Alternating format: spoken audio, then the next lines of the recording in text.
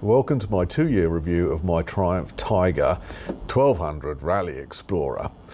So I've had the bike for 2 years. It's actually September. I bought it in September 22, so it came up 2 years, September 24. It's now March 25, so I'm running about 6 months late on this review. However, it hasn't been used much since September. It's been stuck in the shed over winter, really. So last year I did 5,000 miles. That was half as much as I did in year one, where I did 9.5. So let's get on with the review, and we'll start off with the maintenance. Okay, so starting off in March last year, I replaced the tyres. So it's now on from new, its third set of tyres. So the first couple of sets, first one obviously was the one that came with, and I replaced it with exactly the same for the following one. So those were part road, part off-road tyres. And now I've got some more, well, they are road-based tyres, so these are Bridgestones, and these things have completely transformed the bike. Absolutely amazing. So coupled with this lovely suspension you get on this bike and these new wonderful road tyres, the cornering, the confidence, transformational on this bike. Absolutely recommend it. And the tread wear is great. So on the old tyres I used to wear them flat just because I was too scared to lean the thing over, really, and they would wear out in about 5,000 miles. These have got 5,000 on them, or just under. The profile's still nice and neat, and there's still loads of tread left. So I'm hoping not only do they transform the handling and the feel, they're actually going to last longer as well. Servicing wise, I had it serviced at the back end of September last year at 14,215 miles, I think. It's now running at about 14.8, so I haven't really done much since then, just a trip to Wales. Unlike the first year, where I had to have brake pads fitted all round after 10,000 miles, this year it was all by the book, so it's just a standard service. Came in at £305, I think, which was quite reasonable. So quite pleased with that. Moving on to problems which I've experienced with the bike over the last year. So I've had electrical problems with this bike, and it all actually started out when I first bought the bike. So it's got this 12-volt socket here that's permanently wired up, and stupidly I left a USB charger in there with a little blue light on it, and left it in there for 2 weeks, and it completely flattened the battery, completely wiped it out. I couldn't charge the battery at home, so I took it to the dealership, and they managed to spring it back into life, but really it was never the same again after I had that done.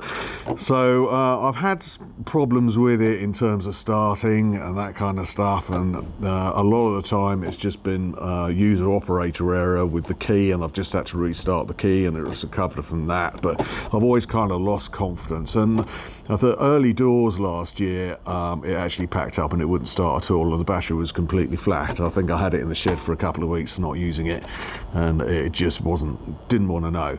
So I took the battery out, I took it to the dealership, and they sparked it up and charged it and said that's fine. I put it back in the bike, no, nothing. So I was a bit fed up with it, so I decided, well, I'll just order a battery. So I ordered a battery. They're quite difficult to come by. It cost me 200 quid. Put that in, and that seemed to solve all my problems, and was running it well. So, but after the service in September, we had a trip to Wales, and I loaded all the bike up, ready to go, and attempted to start it, and nothing. So I thought, oh shit, I'll have to wheel out the BMW and repack and everything. But I gave it a minute and it started, and I didn't get a problem again over the course of the weekend, luckily. But about a week later, I dragged it out of the shed for a trip, attempted to start it, and again nothing. And this time I didn't get anything 5 minutes later, 10 minutes later, 15 minutes later, or anything. So I bunged it back in the shed, took another bike out, and then I attempted to start it the following day, and it started up, no worries. So I thought, well, that's odd. So I turned it off and then attempted to start it again, and then nothing. So that was a pain in the arse. So I left it in the shed, took it out, every day or so to try and start it, and about a week later I managed to get the thing going, and this time I wasn't going to turn it off. I took opportunity, took it over to the dealer direct, dumped it there. They gave me a bike luckily to get home, and they had a look at it, and they gave me a call the next day and told me what the problem was, which turned out to be the starter solenoid.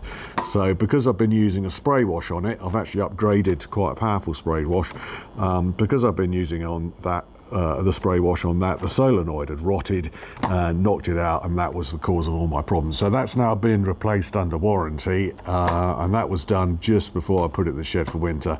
I've been charging it regularly, and I've been starting it up fairly regularly, and it started first time every time I've used it. So I'm hoping, touch wood, that problem is cured.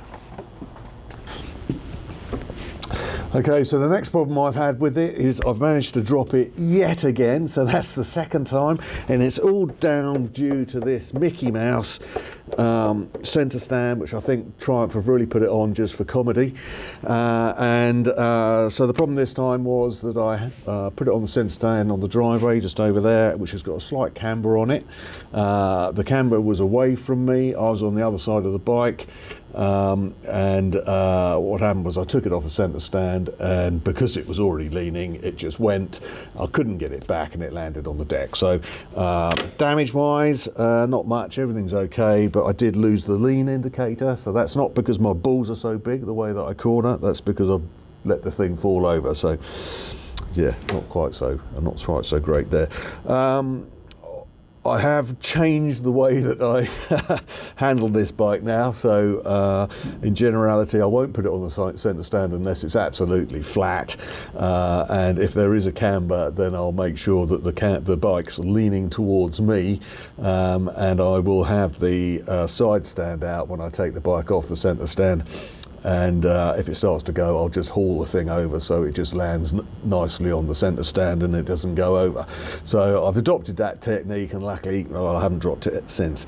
The other drop that I had was actually into a hedge at the top of the driveway, and that was an absolute nightmare to pick it up out of the hedge. Picking it up off the deck on the driveway with a slight camber away from me, that was fine actually. That was no worries whatsoever. Getting it out of that hedge, that was a nightmare.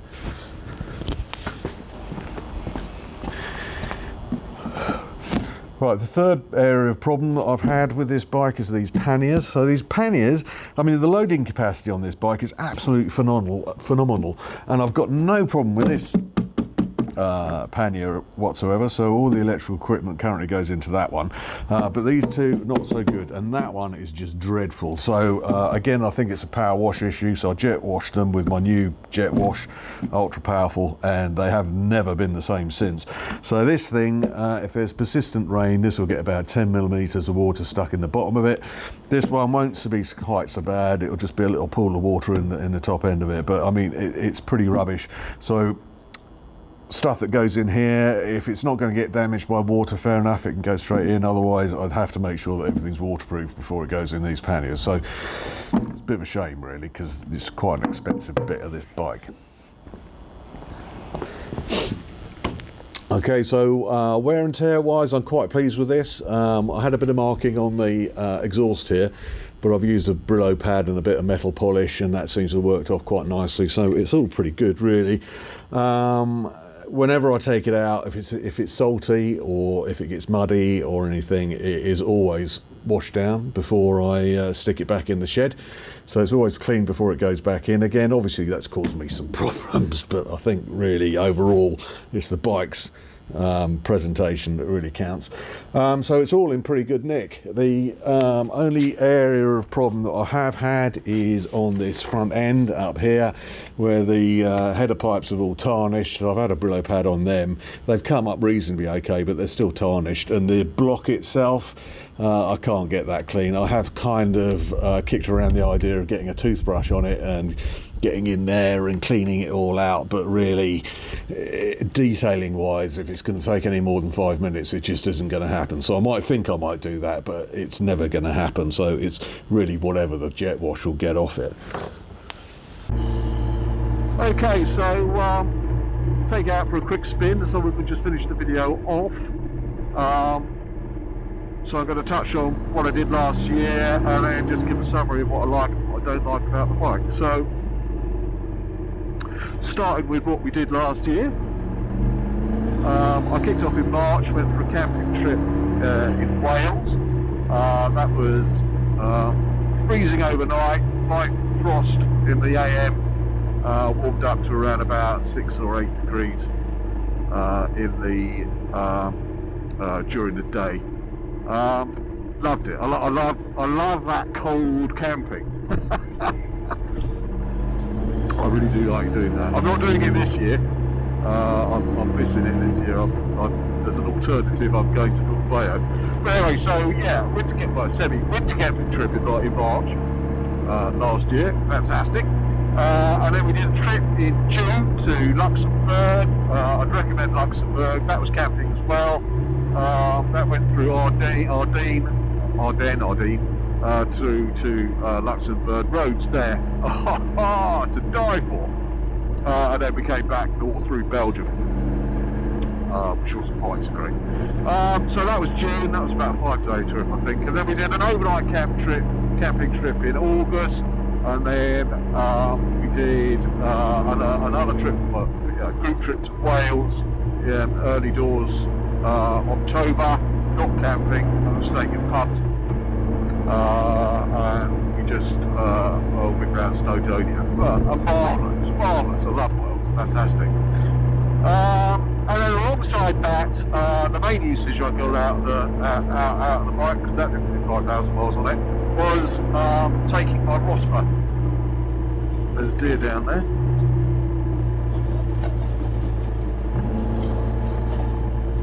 So yeah, taking my Rosper. So I did a police course, bike safe course, I think we called it.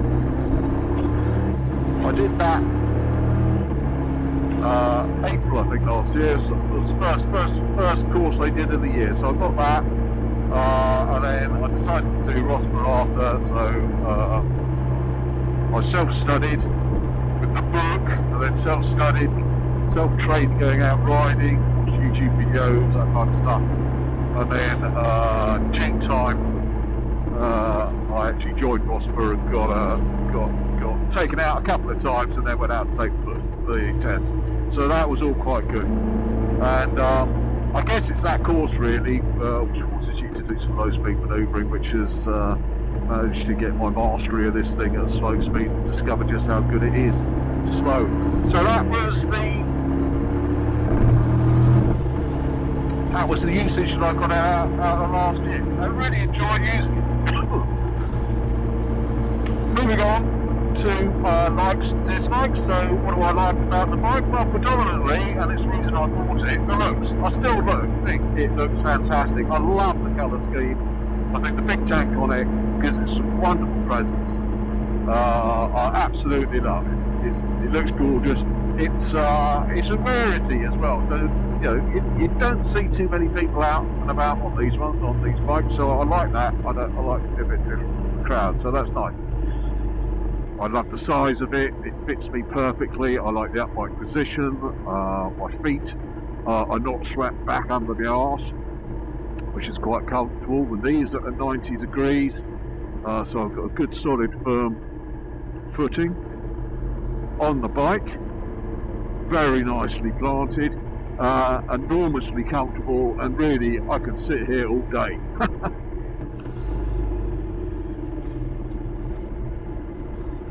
Next thing I like about it, slow speed manoeuvrability. Wow!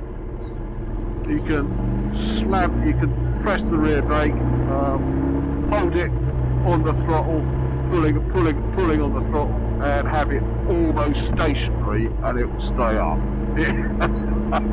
It's fantastic. It's just brilliant. So you're very rarely have to put your feet down on this bike. It's quite nice. I like that. So looks, slow speed manoeuvrability. I've switched the tyres out now, so that, as I said, is transformational. I now love that. Look at this bike. It's just made it so much different, really. If you've got one of these, stick some road tyres on it. It's you're missing out. You really are. And the suspension, you know, I like the off-road softy suspension with nice grippy tyres. It's kind of a mature, scratchy experience. It's really quite nice. I don't like. I like to ride smoothly, and my God, is it smooth when it's running, coupling the tyres with the suspension. That's lovely. Okay, so that's what I like about the bike. Now thinking about what I don't like about the bike. First off is pushing it around when I'm not riding it. I mean, it's a big bike, I knew it at the time. I bought the big tank, so if you've got a full tank of fuel on it, it's going to be top heavy. You cannot, you know, you can't avoid that. You can't go against physics. So it's going to be a bit tricky. The top weight of it means that it's pretty unstable. You've only got to get a couple of degrees, well, a few degrees off vertical, and you're just going to lose it. You can't bring it back. That's why I dropped it when I took it off the stand. Now, if you're going to have something like that, then really you need to compensate it with a nice wide centre stand. So although it's a bit flighty when you know it's just up on its two wheels, all you got to do is drop that, get that centre stand engaged with the floor, and that's going to stop it wobbling backwards and forwards, and you can just nicely press on it and lift it up and over.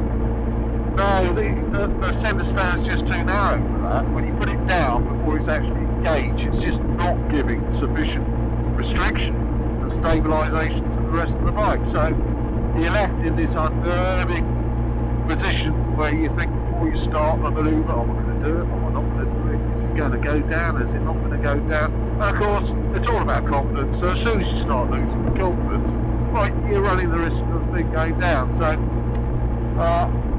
that's not good. I think really they should, you know, must be a reason why it's narrow, but you know, a wider. If you look at the one on the BMW S1000 XR, I think that is, oh bloody hell, that's wide. You know, this needs something similar. This really needs something similar. So, a bit dissatisfied with that. The other problem that I've got is the other problem I've got with it is cruise control. Cruise control. So if I am, I've got a vehicle behind me, so let's press on a little bit. So if I hold it nicely at a steady speed, I press it once, I'll press it twice, and it's engaged. I must have travelled about 7,500 metres whilst I was trying to achieve that aim. So you have to settle it in a constant speed. You've got to be in at least third gear, and you've got to be travelling above 30 miles an hour. Otherwise, it just won't have it. So let's just do it. So I'm in second gear. It's not going to have it. I'm in third gear now. It's, you know, sub 30 miles an hour, so it's not having that.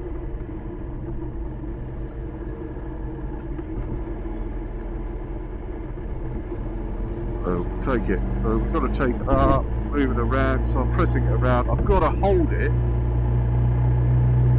I'm in second gear, so that it's just not having it.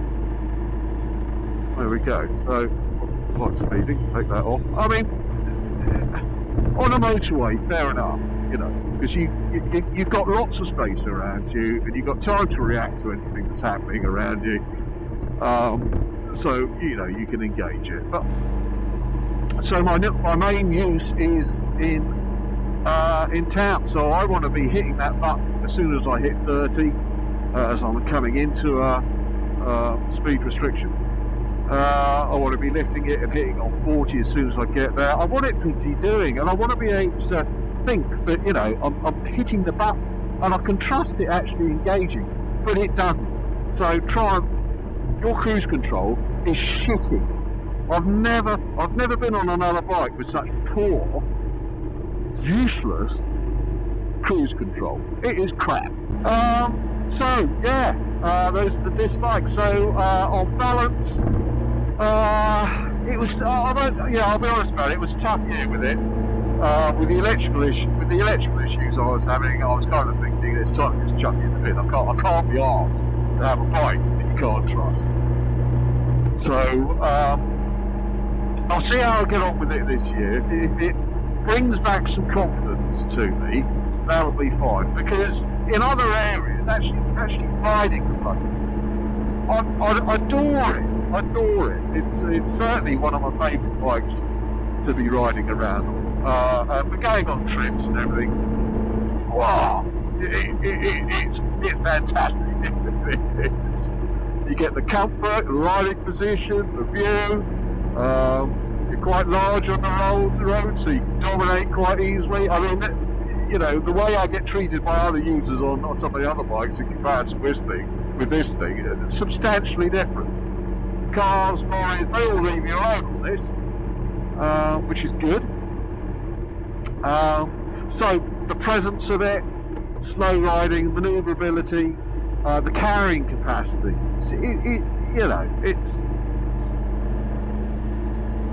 it really can carry some gear, and it carries some gear nice and stable. It does it with not a lot of effort. If the panniers were as waterproof as they were when I bought the bloody things, then that would be great. It's become a bit of an annoyance that I'm having to find the things now. But I'm not a great one for riding in the wet. So there you go. So overall, mixed bag. Let's see how it goes this year.